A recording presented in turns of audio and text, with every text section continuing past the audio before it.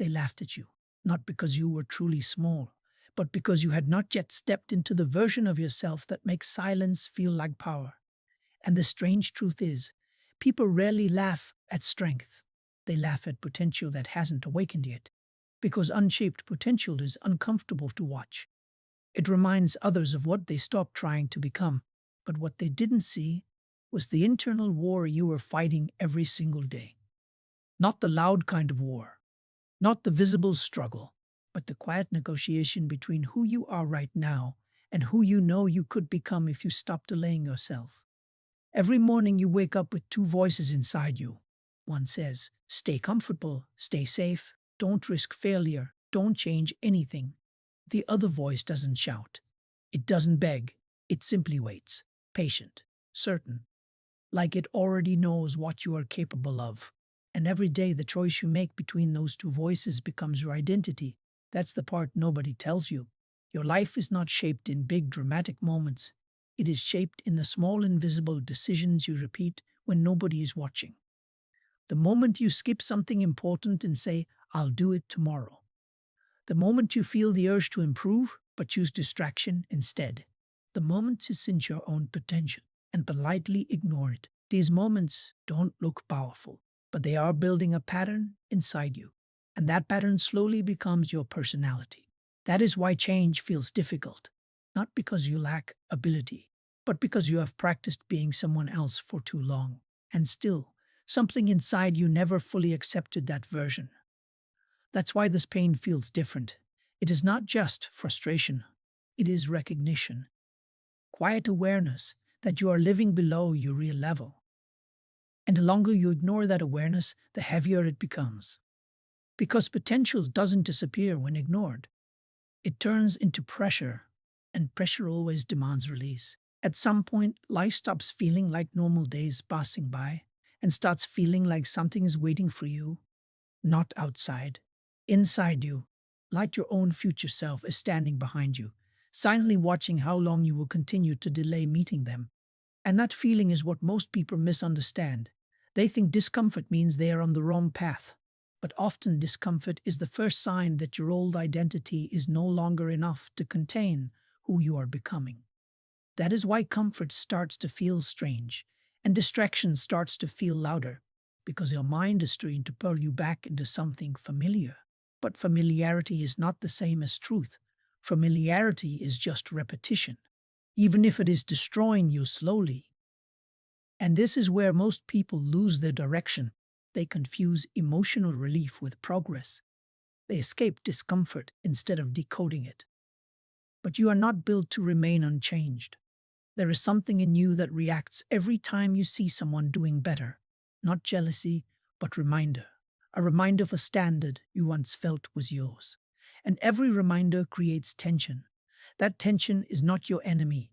It is your signal. But signals only matter if you act on them. Otherwise, they become noise you learn to ignore. And ignoring them is how people slowly abandon themselves without realizing it. Not through one big failure, but through thousands of small betrayals of discipline. Still, there is something different about you. Because if you were fully comfortable in staying the same, you wouldn't be here listening to this level of discomfort. You wouldn't be questioning it. You wouldn't be feeling that quiet pressure in your chest when you think about your future. That pressure is not random. It is direction without words. And direction always comes before transformation. But here is the part most people don't understand. Awakening doesn't feel inspiring at first. It feels heavy. Because it forces you to see everything you have been postponing. Everything you have been avoiding. Everything you know you are capable of but have not yet proven. And that realization creates a split inside you. One part wants to stay the same because it is easy. The other part cannot unsee what it has already understood. And once you see it, you cannot fully go back to ignorance. That is the beginning of change. Not action, not motivation. Awareness. Because awareness removes excuses. And when excuses disappear, responsibility appears. And responsibility is where your real life begins. From this point onward, you stop being someone who is just living days. You become someone who is either building or resisting. There is no neutral anymore. Every choice either strengthens your future or weakens it. Every delay either costs time or builds regret. And slowly, without noise, your life begins to split into two directions. One path feels easier today, the other feels stronger tomorrow. And the dangerous part is, most people choose based on today's comfort, not tomorrow's consequence. But there is a moment coming where that pattern cannot continue. A moment where the word of wasted potential becomes louder than fear. And when that moment arrives, everything changes. Not because life becomes easier, but because avoidance becomes impossible. And in that impossibility, something new begins to form. A different mindset, a different tolerance for discomfort, a different relationship with discipline. Not forced, not motivated, but chosen. And that choice is where your real transformation quietly starts taking shape. A dimly lit bedroom at 3 a.m. A person sitting alone near a window, city lights blurred outside, expression deep in thought, symbolic tension between comfort and ambition. Cinematic shadows suggesting internal awakening. Your old version of yourself doesn't die in a dramatic moment. It dies in silence, in the exact moments when you decide, without announcing it to anyone, that you are no longer willing to live the same patterns that kept you stuck. And that is where the real shift begins. Because change is not loud at first, it doesn't feel powerful. It doesn't come with confidence or clarity. It comes with resistance. You will notice it in small ways. The mind will try to negotiate with you. It will say, you can start tomorrow. It will say, you are too tired right now. It will say, one break won't matter. But what it is really doing is protecting the version of you that has always existed, the version that avoids discomfort, the version that delays growth, the version that survives on excuses instead of action. And that version feels safe because it is familiar. But familiar does not mean right. Familiar simply means repeated, and repetition can either build greatness or build limitation. Most people never realize they are practicing their identity every day. Every skipped opportunity is practice. Every ignored responsibility is practice. Every moment of discipline is also practice. So the question is not whether you are practicing.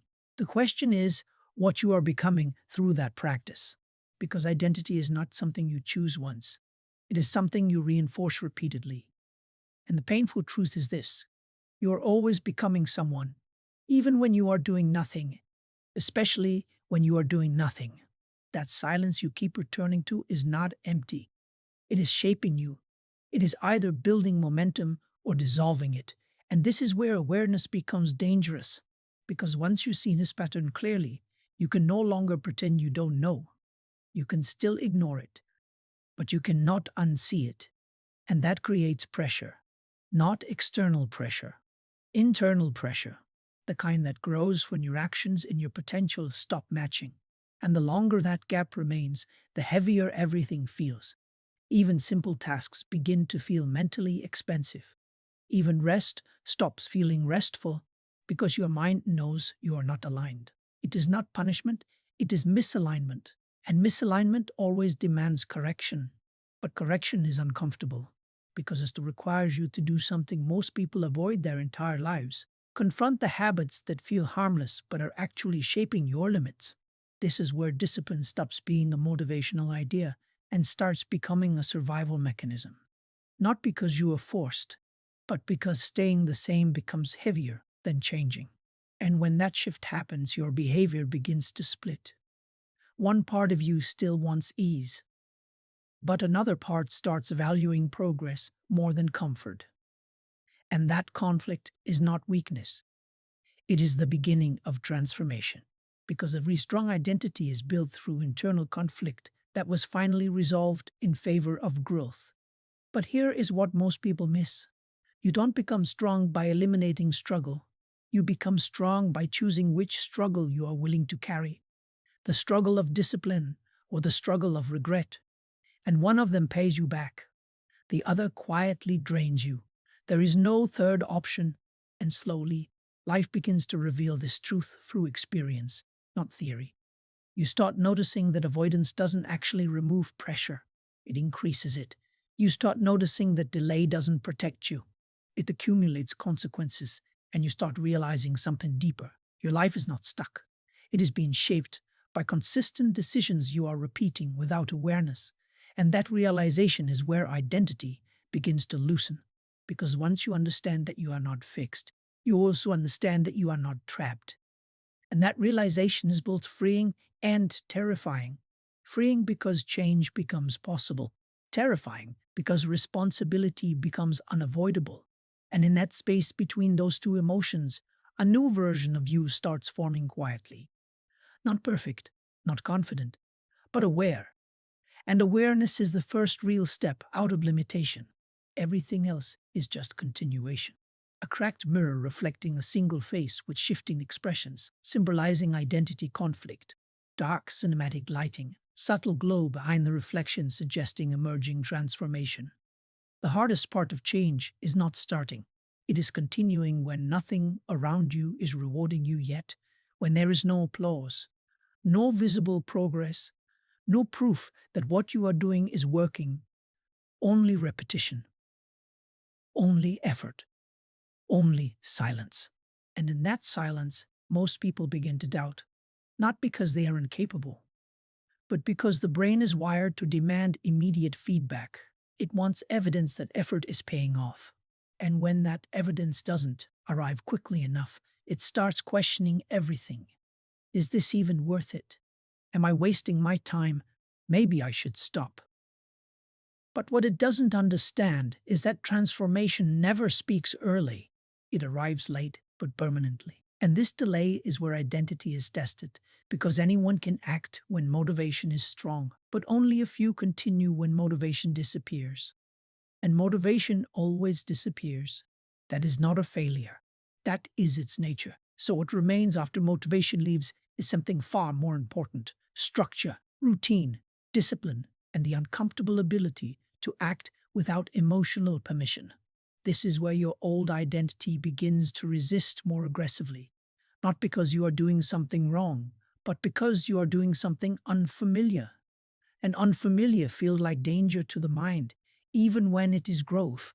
So it tries to pull you back, back to scrolling, back to delaying, back to comfort, back to patterns that require no resistance, because those patterns are predictable. And predictability feels safe, but safety is not the same as progress. And slowly, if you continue ignoring that internal pull, something shifts. Not externally, internally. You begin to notice that your excuses are not as convincing as they used to be. You begin to hear your own logic breaking under pressure. And for the first time, you don't fully believe your own delay anymore. That is a critical moment. Because once you stop believing your excuses, they lose authority. And when excuses lose authority, discipline starts gaining space. Not all at once, but gradually, quietly. Like a new system replacing an old one. And in that transition, something strange happens. You stop waiting to feel ready. You stop needing perfect conditions. You start acting based on direction instead of emotion. And that is where real momentum begins. Not the emotional kind, the structural kind, the kind that builds even on days when you feel nothing. And those are the days that matter most, because they prove something important. You are no longer dependent on emotional approval to move forward. You are becoming independent from your own hesitation. And that independence is what separates temporary effort from permanent change. But this stage is not comfortable because your mind will still try to negotiate. It will still try to slow you down. It will still whisper old habits disguised as logic. But now you are beginning to see them differently, not as truth, but as patterns. And once you see them as patterns, you stop obeying them automatically. There is a gap forming now, a gap between impulse and action, between thought and behavior. And in that gap, identity begins to reshape itself. Because who you are is not defined by what you think, but by what you repeatedly choose to do despite what you think. And this is where most transformations either collapse or solidify. Collapse happens when people return to emotional decision making. Solidification happens when they stay consistent even without emotional support. And consistency, over time, changes something deeper than habits. It changes self perception. You begin to see yourself as someone who follows through, someone who does not abandon their own decisions easily. And once that perception forms, it becomes harder to break. Because now you are not just doing tasks, you are reinforcing identity. And identity, once reinforced enough, becomes automatic. You no longer argue with discipline, you become it. A solitary figure walking forward through a dark tunnel toward a distant warm light, symbolizing persistence through uncertainty, cinematic contrast between darkness and hope. This is the stage where most people expect something dramatic to happen, a breakthrough, a sudden shift, a moment where everything becomes easy. But real transformation does not reward you that way. It rewards you quietly, in ways you often don't notice at first, because the first sign of change is not external success. It is internal resistance becoming weaker. You start noticing it in subtle moments. The excuses that once felt powerful now feel thin. The distractions that once controlled you now feel less satisfying. And the hesitation that once stopped you now feels slower than your decision. This is not coincidence. This is restructuring. Your mind is slowly adapting to a new pattern of behavior. And every time you act despite resistance, you are weakening an old identity and strengthening a new one. But here is the part most people misunderstand. You are not removing your old self. You are starving it, because identity does not disappear instantly. It loses power through lack of reinforcement. Every time you choose discipline, you are refusing energy to the version of you that relied on delay. And every refusal makes that version quieter, less influential, less convincing, until one day it stops speaking with authority at all. But during this process, there is a strange emotional phase. You will not feel fully transformed yet, but you will no longer feel fully stuck either. It is an in between state, uncomfortable, unclear, but powerful in its own way, because it means you are no longer who you were, but not fully who you are becoming yet. And this space is where most people panic. They interpret it as failure. They assume nothing is working. They assume they are wasting effort.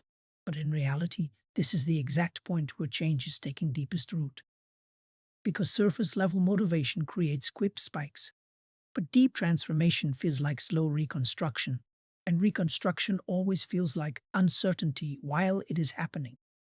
During this phase, your brain will try to test you, not with big challenges, but with small ones, small delays, small distractions, small justifications that seem harmless. Because if you fail here, it doesn't look like failure. It looks like just one break. But one break is never just one break. It is reinforcement. It is identity confirmation. And your brain is constantly watching what you allow, not what you intend. And this is why discipline is not built in extreme moments. It is built in ordinary ones. When no one is watching, when nothing is urgent, when you could easily slip back without consequence. But you don't. And that decision, repeated enough times, starts to change your internal wiring. You stop needing reminders. You stop needing pressure.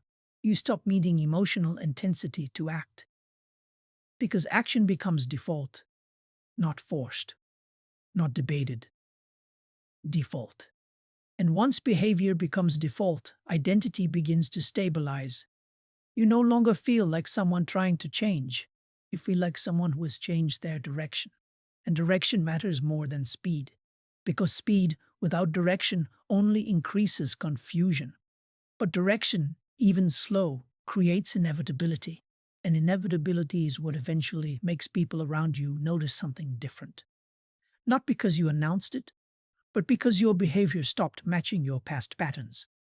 You become quieter in excuses, stronger in decisions, more stable in effort, less reactive to emotion, and more grounded in action. And slowly, without realizing it, you stop asking for permission from your old self. because it no longer represents you. And that separation is the beginning of freedom, not external freedom, internal freedom, freedom from hesitation, freedom from delay, freedom from the constant negotiation between what you know you should do and what you feel like doing. And when that negotiation ends, you are no longer becoming someone different. You are simply living as the version you kept postponing, a sunrise breaking through heavy clouds over an empty road stretching into the distance, symbolizing clarity after struggle, warm golden light contrasting previous darkness. At this point, something subtle but powerful begins to happen inside you. You stop romanticizing change and you start respecting repetition because you finally understand that transformation was never about one big decision. It was always about what you were willing to repeat when nobody is clapping for you, when nobody is watching, when nothing feels exciting anymore. This is the part most people never reach. They start strong, they feel inspired, they imagine a new version of themselves, but they collapse when the emotional fuel runs out because they were relying on feeling instead of structure. But you are now crossing into a different stage, a stage where feelings are no longer in charge, where discipline is no longer occasional, where effort is no longer emotional. It becomes mechanical, predictable, non negotiable. And at first that feels strange, because your mind is still waiting for motivation to return, still waiting for excitement to appear, still waiting for some external push to make things easier. But it doesn't come. And that silence forces you into something deeper, maturity of action. You begin to notice that the people who actually change their lives are not the ones who feel the most inspired, but the ones who continue when inspiration disappears. And that realization quietly removes your dependency on motivation, not suddenly, but permanently. Because once you see the pattern, you cannot unsee it. You understand now that motivation was never the missing piece, it was just a temporary spark. What you needed was continuity. And continuity is built in ordinary moments, not in breakthroughs, not in emotional highs, but in the quiet decision to continue even when nothing inside you is pushing forward. This is where identity starts becoming stable, because repetition stops being a struggle and starts becoming a rhythm. And rhythm is powerful, because rhythm removes decision fatigue. You no longer ask yourself, should I do this? You simply do it, not because you are forced, but because you have crossed the internal threshold where not doing it feels heavier than doing it. And that shift is irreversible in nature. Because once your actions stop requiring negotiation, your identity begins to lock into place. You stop seeing yourself as someone trying and start seeing yourself as someone who follows through. That change is quiet, but extremely powerful because it changes how you interpret discomfort. You no longer see discomfort as a warning to stop. You see it as a signal that you are moving in a direction that requires growth. And that alone changes everything because most people avoid discomfort. But you start understanding it. You start observing it instead of escaping it. And in that observation, control returns to you, not emotional control, behavioral control, the kind that determines outcomes over time. And slowly, life begins to respond differently, not because the word changed, but because your consistency changed. And consistency has a way of accumulating invisible results. At first, nothing looks different, but inside, everything is reorganizing. Your habits, your focus, your tolerance for distraction, your patience for delay, all of it begins to shift quietly. And then one day, without warning, you notice something strange. You are no longer fighting yourself to act. You are simply acting without internal debate, without hesitation, without negotiation. And that is the moment most people don't recognize when it happens because it doesn't feel like victory. It feels like normal life. But it is actually the result of everything you resisted becoming finally stabilizing into identity. And once that stability forms, regression becomes less likely. Not impossible, but less likely. Because now you have built evidence inside your own mind. Evidence that you are not who you used to be. Evidence that you can follow through. Evidence that your actions can outlast your emotions. And that evidence becomes your new reference point. Not inspiration, not fear, but proof. And proof is stronger than motivation will ever be, because proof removes doubt. And without doubt, discipline no longer feels like effort. It feels like truth in motion. A calm ocean at dusk, with steady waves reaching the shore, symbolizing consistency and emotional stability after chaos. Soft, cinematic lighting with deep, reflective atmosphere.